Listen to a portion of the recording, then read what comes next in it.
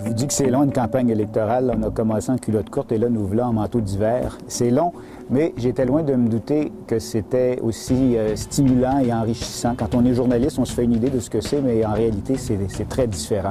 Je suis peut-être entré chez vous par le biais de la télévision pendant 20 ans, mais depuis quelques semaines, j'y entre carrément dans vos maisons en cognant aux portes. J'ai cogné à des milliers de portes, j'ai serré des milliers de mains, j'ai parlé à des centaines, sinon des milliers de personnes, mais je vous ai surtout écouté.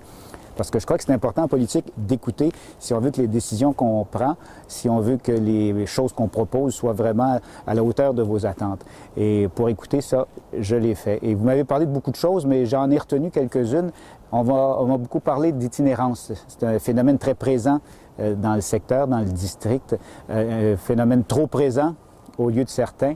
Et je crois qu'il faut commencer à s'intéresser à ça très précisément et très rapidement avant que notre grande ouverture, notre grande générosité se transforme en intolérance.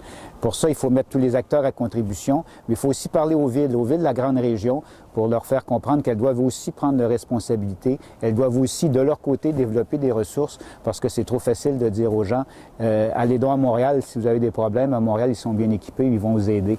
On a des ressources extraordinaires, mais qui commencent à être surchargées. Il faut que tout le monde prenne ses responsabilités. On m'a aussi parlé de toxicomanie. Ça aussi, c'est un phénomène qui prend de l'ampleur. J'ai l'intention, rapidement, après l'élection, de demander aux policiers de m'expliquer quel est leur plan, parce qu'ils doivent en avoir un. Et ce plan-là, bien, dans la mesure du possible, j'aimerais vous le communiquer parce que je crois que c'est important que les citoyens soient mis à contribution là-dedans. Parce que dans bien des cas, les citoyens ont eux-mêmes de bonnes idées. Les plus grands spécialistes de la ville, ce sont les citoyens, ce sont les gens qui l'habitent. Et j'espère qu'on va pouvoir échanger régulièrement là-dessus.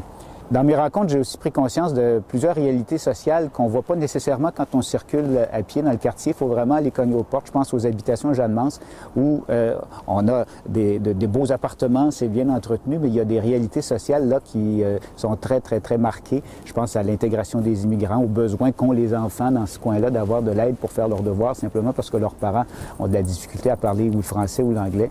Je pense aussi à l'isolement, au vieillissement de la population. Il y a déjà beaucoup d'organismes qui viennent en aide à ces gens-là, mais quand on viendra cogner à la porte de l'arrondissement pour dire on aurait besoin d'un peu plus de ressources, bien, il y a une grande partie du travail de sensibilisation qui aura été fait justement grâce au porte-à-porte. Parce que je crois que les politiciens doivent faire ça constamment, aller voir les gens, pas une fois par année, pas une fois par 4 ans, constamment.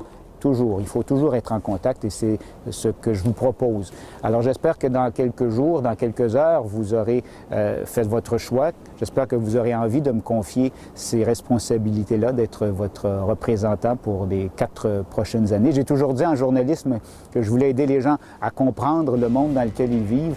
Bien, en politique, je pense qu'on peut aider les gens aussi à améliorer le monde dans lequel ils vivent et c'est ce que je vous propose pour les 4 prochaines années.